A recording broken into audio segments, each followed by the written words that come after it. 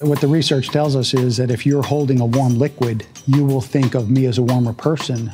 I've actually heated the cups with coffee or tea, and I would actually hand that to the person so that they would at least be holding a warm liquid and hopefully think of me as a warmer person. My name is Mark Fallon. I'm a former NCIS special agent. After the attacks of September 11th, I was the chief investigator for the Al-Qaeda terrorist network for trials before military commission, and I have overseen thousands of interrogations.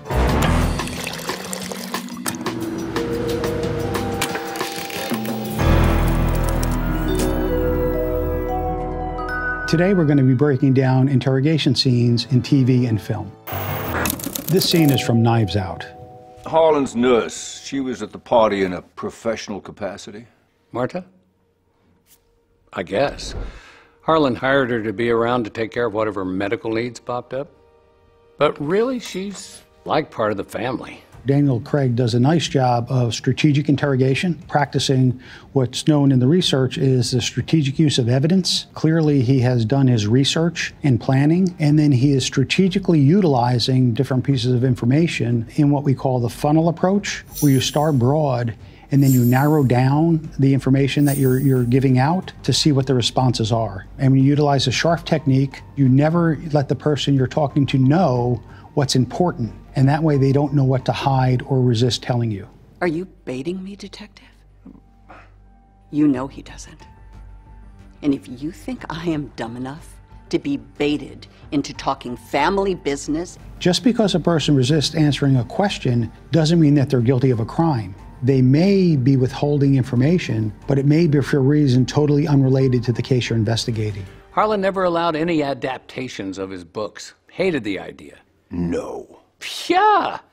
Drives Walt nuts, because that's where the real money is. Daniel Craig does a nice job articulating his questions so that he is doing more listening than he is asking questions. In an interrogation, I think it's critical to kind of take a step back. The technique that I instruct, the SMART technique, the strategic methods of assessing reliability and truth, involves a first interview followed by an assessment and then another interview to explore those gaps that you've now determined based on your analysis. And that's what we saw in Knives Out. The LeBlanc character is someone that I would be happy to work with in the field. Of course, I don't think I'd have all those knives out in an interview room, but good for the movie. This next scene is from Brooklyn Nine-Nine. What are you smiling about? How uncomfortable this guy is. Jacked up the thermostat, got the table all sticky, made one of the chair legs too short. The wobbly chair is another one of those old urban legends. When I came on the job in the 70s, they talked about trying to make the person interviewed so uncomfortable or off balance. There's actually no validity whatsoever to it. What you saw was some negative priming. Jake Peralta appeared to try to make the witness uncomfortable. And that's the exact opposite thing that you want to do. You want the person to relax. You want to diminish resistance, not increase resistance. What you want them to do is what we call liking, because cooperation is volitional. You want the person to want to help you along, not make them uncomfortable in the interview process. What the research now tells us is that the standard interrogation room that you normally see on television and that you actually see in many police departments is the exact opposite of what you would like. And the more progressive departments now have what many call a soft room, which has nice, comfortable furniture in it, may have windows in it to open up. That would be a more conducive environment to get information from somebody. From the scenes I've seen from Detective Peralta, he seems to have a great sense of humor, have a lot of enthusiasm, which are things that I would like to have on my team, but I don't know about his police work. This scene is from The Dark Knight. I'm gonna need a cup of coffee. The good cop, bad cop routine? Not exactly.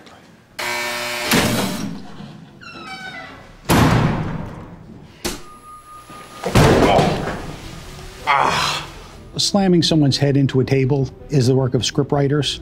In the real world, you would be prosecuted for that type of behavior. See, I'm not a monster. I'm just ahead of the curve. This wasn't an interrogation, this was just a beating. The Batman movies are great entertainment, but they don't mimic reality whatsoever. The goal of any interview or interrogation is to elicit information.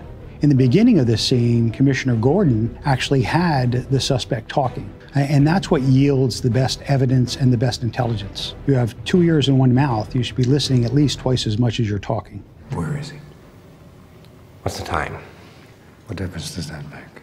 Well, depending on the time, he may be in one spot or several. Clearly, this was a psychotic episode going on, but you could still elicit information from even a suspect like that. You have some challenges in there because any information you get would likely be deemed unreliable. However, it is still information.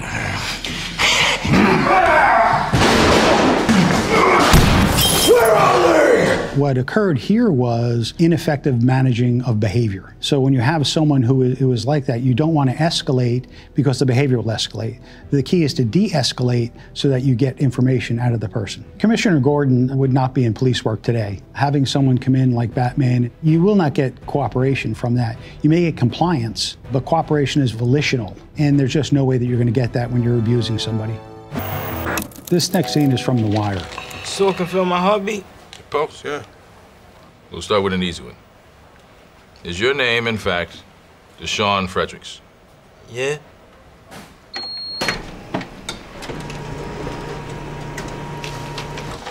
True.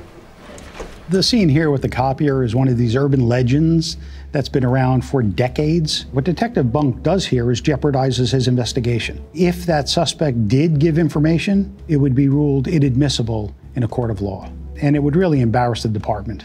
And did you and Monell shoot your boy Pookie down on Carey Street just like Monell said you did? Nah, no.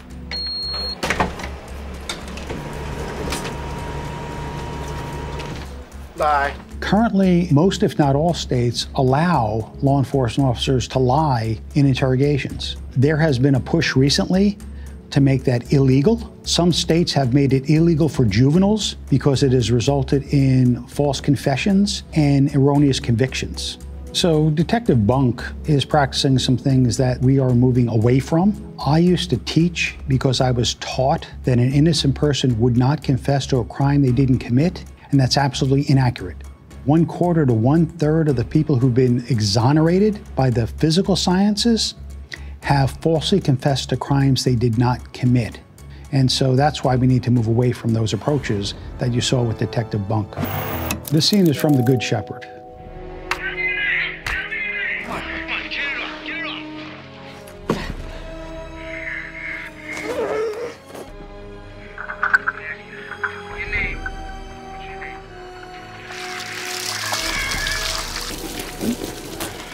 Tell me your name.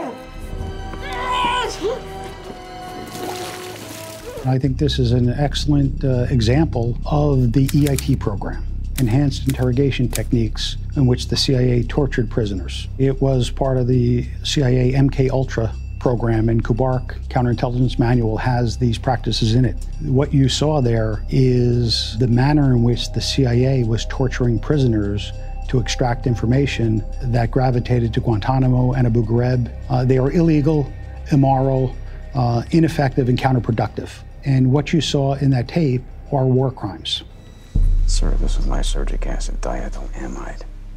It's called LSD, and we've had some very favorable results as a truth serum. The CIA went and elicited assistance from the most prominent psychologists and psychiatrists in the world and started experimenting with different type of drugs with the thought that they could elicit intelligence from that. And each and every time the CIA has experimented in this way, it has resulted in some type of prisoner or detainee death. There's no truth serum. Sodium pentothal doesn't work. It will get people to talk. You just won't be able to understand, or there won't be any coherence to it. What happens is what's called the signal to noise ratio. Even if they told you something that was accurate and reliable, it would get mixed up and garbled with a bunch of other inaccurate and unreliable information, and it would be difficult to tell the difference. I think The Good Shepherd is an excellent movie to watch because it does accurately depict some actions of the CIA, and you can see the results that occurred. It's just not an excellent movie about obtaining reliable information. This scene is from the Watchmen TV series.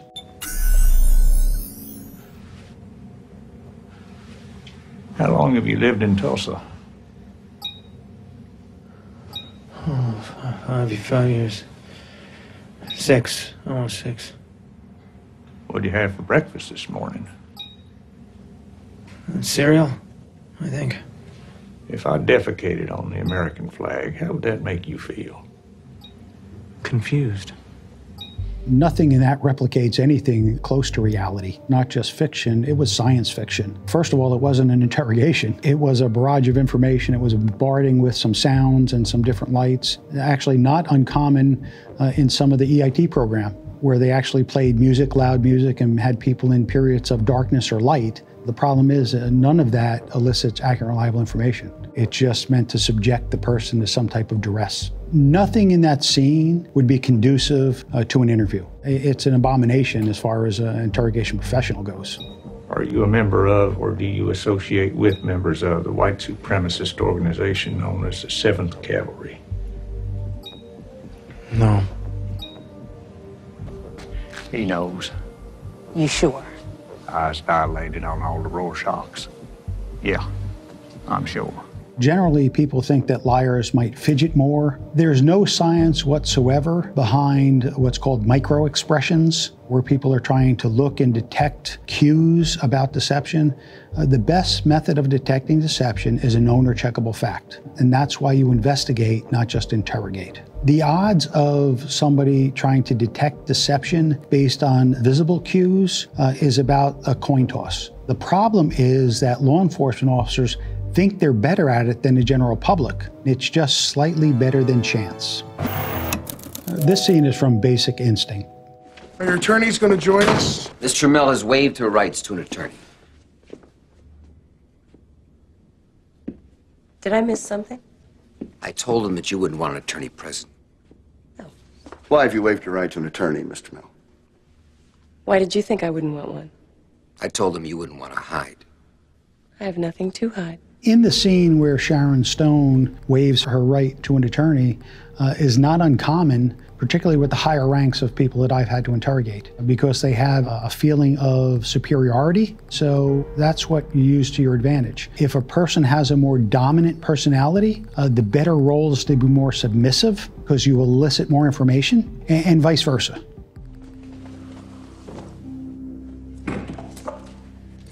You like playing games, don't you? I have a degree in psychology. It goes with the turf. The scene from Basic Instinct has several red flags. You would never want to have weapons displayed. That could be used by a defense attorney to say there was some type of coercion with the display of weapons. If I were in charge, it would be a much smaller interview team. It would be me. And a note taker. There may be a team that's supporting the interrogation, but usually on a monitor or behind a mirror, having a team of goons sitting around a semicircle of a beautiful woman is just totally unrealistic. You want to develop a rapport, and that's not a team sport. Would you like a cigarette, Nick?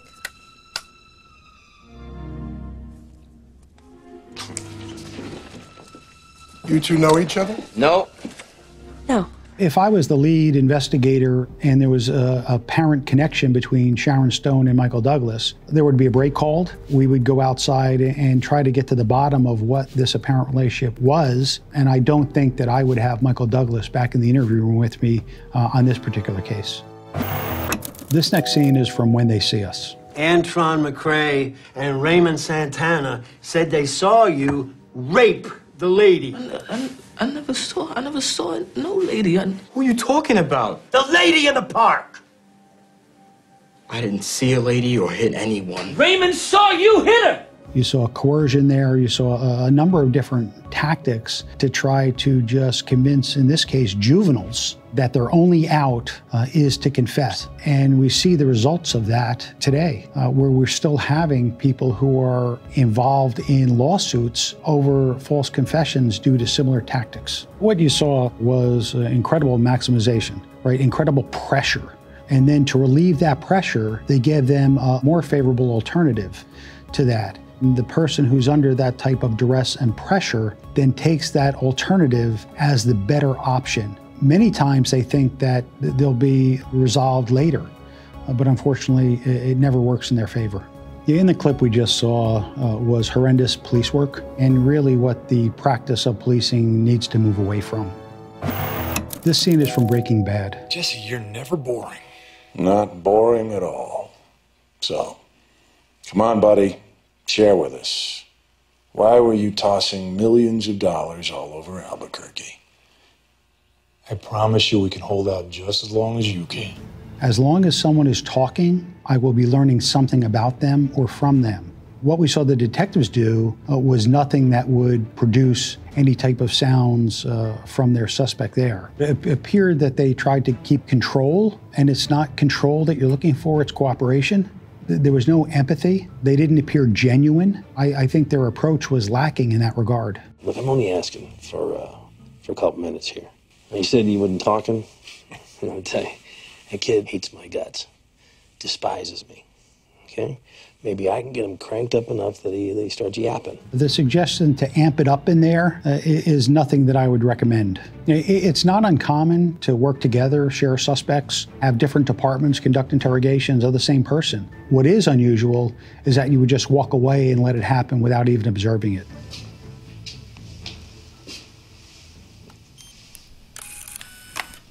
Videotaping of interrogation in many states is mandatory because it captures a depiction of what happens in the room. Clearly in the scene, it's personal for Hank, and turning the tape off, it's a red flag that goes up right there.